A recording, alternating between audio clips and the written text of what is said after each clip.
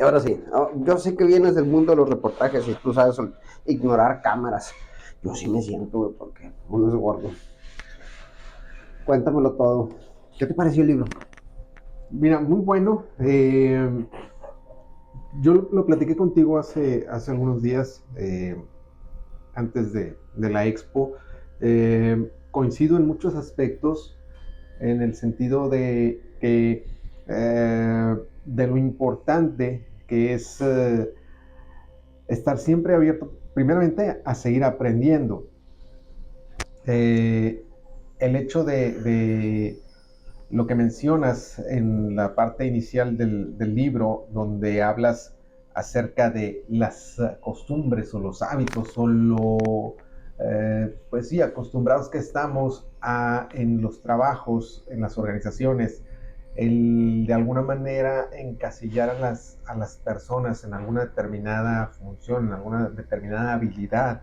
eh, y lo platicábamos ese día en la primera conversación que Traes tuvimos. levantar el cuello, gracias. En la primera conversación que tuvimos, que pues a lo mejor de una cierta generación es muy propio ese pensar. A lo mejor de los que somos generación X para adelante, no tanto, pero sí de la generación que es anterior a la generación X, considero que es un poquito más de ese pensar, de ser más rígidos en el sentido de tú sirves para esto y estas son tus funciones y esta es tu habilidad y se acabó. Me impactó mucho el capítulo donde mencionabas la anécdota de cuando tocó trabajar en un laboratorio, que coincidió con la época de la pandemia. Sí, iba terminando bueno, se acaba de levantar el bloqueo de la pandemia, y, y hasta cuando ya estábamos regresando, todavía había ciertas situaciones de restricción, había casos que todavía brotaban ocasionalmente, pero era fresquito de la parte de la pandemia. De hecho, salió que con ellos trabajé, porque de la certificación estaba como instructor, pero las clases eran todavía virtuales y el laboratorio era presencial. Y eso, a lo mejor ahí yo me identifico un poco más con la otra generación. Bueno, aunque la generación aquí lo platicamos también, somos una generación de transición, donde nos tocó, pienso, lo mejor de la anterior, pero lo mejor de los cambios que comenzaron a avecinarse ya muy cercano a la entrada del nuevo milenio. Y a lo que voy es a esto, relacionado con ese capítulo, con esa experiencia, cómo llegó a afectar en el equipo el hecho de no estar presencialmente en sus clases o el hecho de no tener una experiencia presencial en el lugar de trabajo.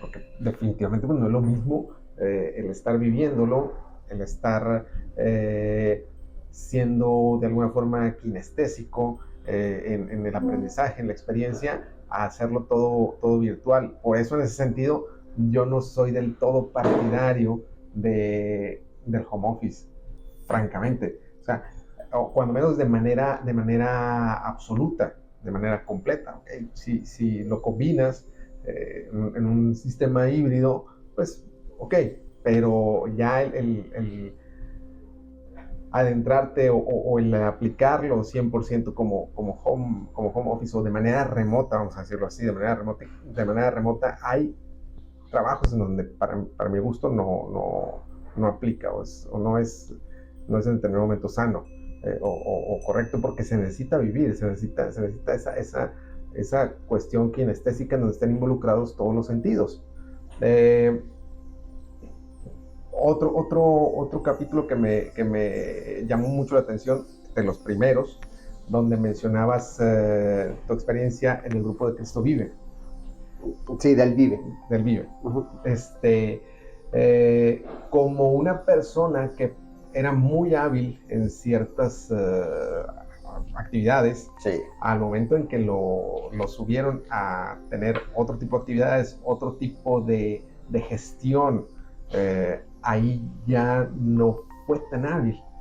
Y es donde entra esa cuestión de que un líder debe ser, ahora sí que hábil o debe tener las herramientas tanto de comunicación, de relaciones humanas, de aprender a desaprender, de poder rodearse de gente talentosa y confiar en ellos para que las cosas salgan. Que fue lo que tal vez a esta persona que mencionas en ese capítulo en particular adoleció un poco. Sí, era muy bueno ejecutando lo que tenía que ejecutar, preparando lo que tenía que preparar, pero el momento de dirigir, ya no. Y yo te decía, la primera vez que platicamos, que me vino a la mente el caso de un líder en una compañía donde yo estuve anteriormente, que era una persona brillantísima, un ingeniero muy brillante, de las personas más brillantes que he conocido en los últimos, tal vez, 10, 15 años. Sin embargo, sus habilidades de comunicación no eran las más adecuadas. Entonces eso vino como consecuencia, a provocar que no hiciera un match completo con el equipo que estaba a su cargo. Y si le añadías a que también su empatía no era del todo adecuada, pues a final de cuentas él vino saliendo de la organización, a pesar de que tenía una experiencia vasta y una claridad de mente también muy destacada. Digo, era una persona muy brillante, pero la comunicación y la falta de empatía fue lo que vino a dar al traste. Sí, muchas veces nos topamos, ¿cómo puede ser esta persona que carece de esto? O coloquialmente, ¿cómo puede ser que este pendejo sea el jefe?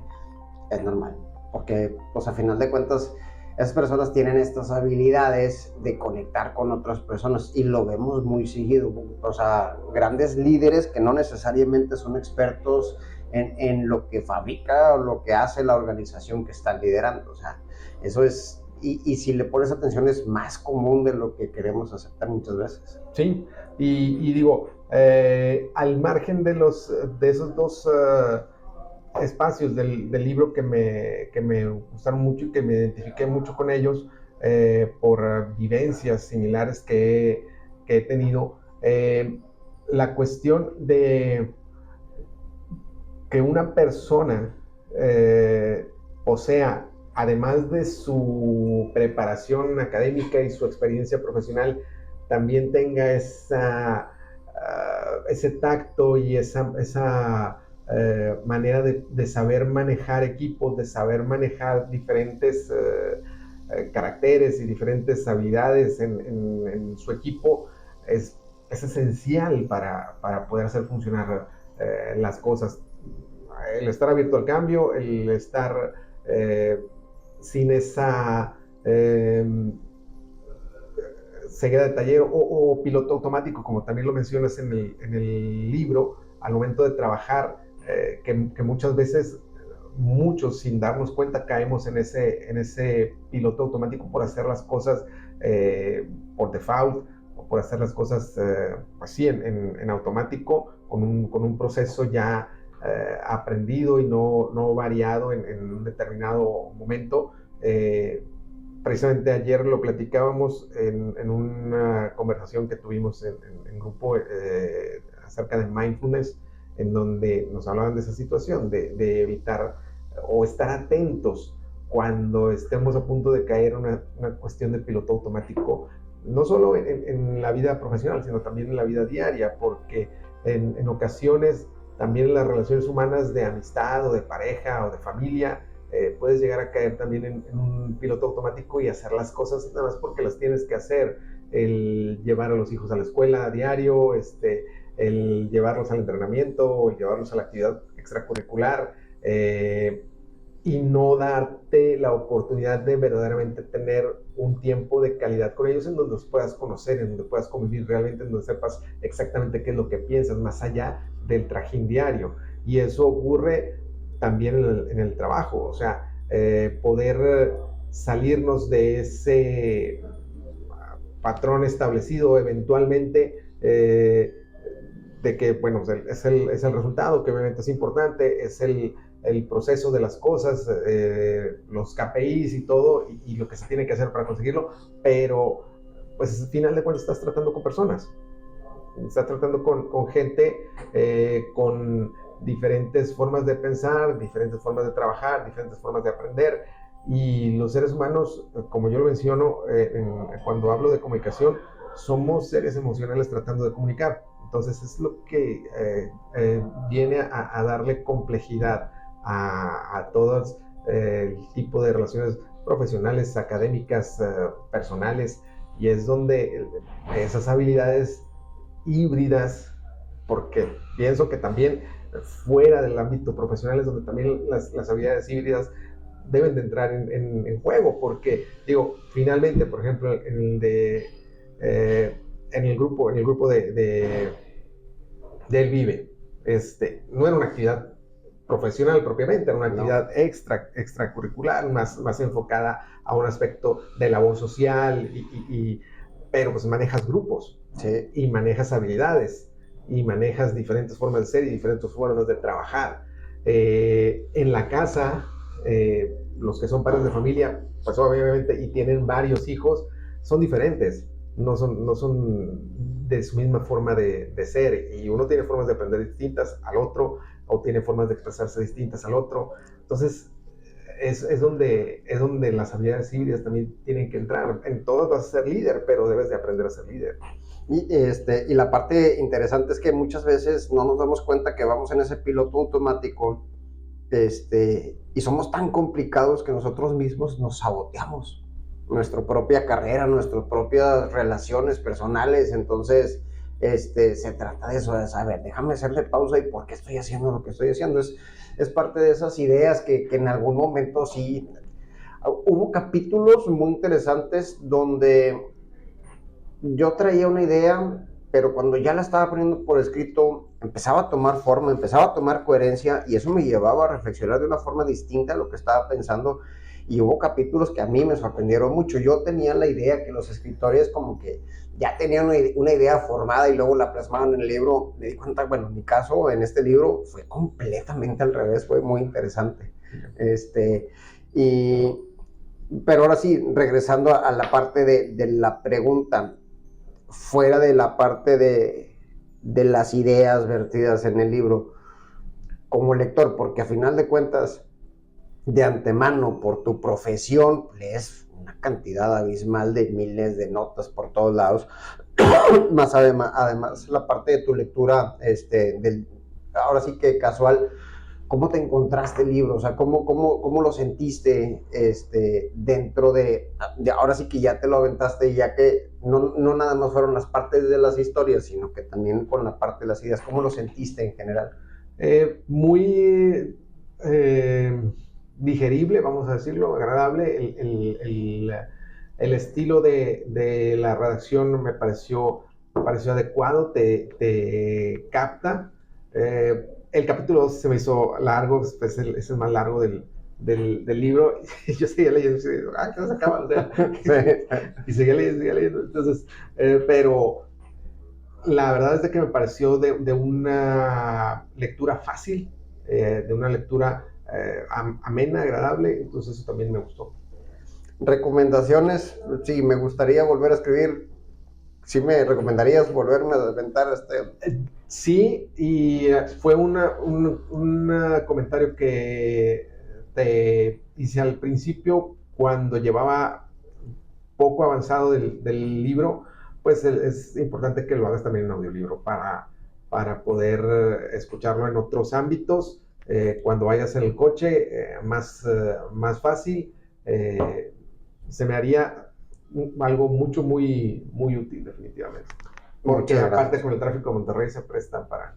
Sí, bastante. Fíjate que había estado escuchando podcast, pero de pronto me cansé de estar viendo ideas completamente nuevas, y ahorita me metí con tipo de radionovelas ficticias, ando ganchadísimo en esa parte, y son libros, o sea, a final de cuentas, y no necesariamente están muy salidos. Hubo uno de escándalos mexicanos, que está como narrado como novela, pero son cosas reales, entonces está interesante. Sí, te voy a tomar la palabra. Yo creo que el próximo año sí me aviento el audiolibro, ahí para empezar a trabajar en eso. Ya con las correcciones editoriales. De hecho, Héctor García me me comentaba, él está estudiando una especialización en psicología. Me dice, oye, es que métele las referencias de las ideas que estás poniendo. Le dije, es que no me senté como que, o sea, fueron relatos, o sea, quería escribir otra cosa, quería escribir una novela y fue saliendo el libro. Y sí, aclaro, estas ideas no son mías, pero no tenía en ese momento así como que de dónde venía. Y me pasó un listón de libros. Dice, es que estas teorías que estás mencionando vienen de aquí, vienen de acá, vienen de acá. Dije, ándale. Entonces yo creo que en una segunda edición sí va a traer esa referencia bibliográfica de dónde vienen algunas de las ideas que vienen ahí. Bueno, don Robert, muchísimas gracias por el tiempo. Gracias a ti por la confianza. Y pues por el tiempo de esta charla, del tiempo de leerlo, y por todos los comentarios que me has hecho. A ti. Muchísimas gracias. Gracias. ¿Cómo pinta la chamba? Todavía con la resaca de